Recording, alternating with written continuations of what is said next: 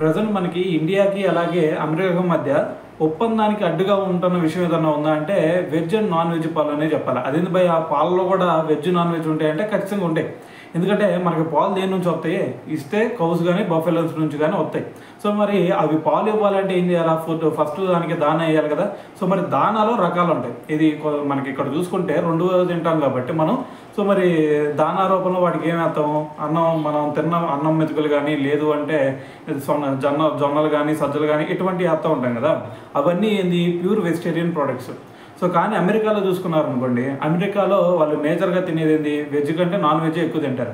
So మరి వాళ్ళు తిన్న పదార్థంలో మరి ఫిష్ కానీ లేదు అంటే చికెన్ కానీ ఇటువంటి తిన్న తర్వాత వాటికి మరి దాన రూపంలో వేసారనుకోండి, అవే తింటాయి. చికెన్ కానీ మటన్ కానీ నాన్ వెజ్ కదా తినేది అది అప్పుడు. సో మరి అవి తిన్న తర్వాత అవి ఇచ్చే పాలు ఎలా ఉంటాయి, మీరు కనుక అవి ఇచ్చే పాలు కనుక ఒకసారి టెస్టింగ్ పంపించారంటే దాంట్లో కొన్ని మాంసకృత్రిమలు కూడా ఉంటాయి.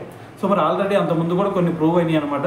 సో మరి ఇటువంటి పాలు ఏవైతే ఉంటాయో అవి మా ఇండియాకి పంపించొద్దు అని చెప్పేసి మన ఇండియన్ గవర్నమెంట్ సో వాళ్ళకి చెబుతూ ఉందన్నమాట.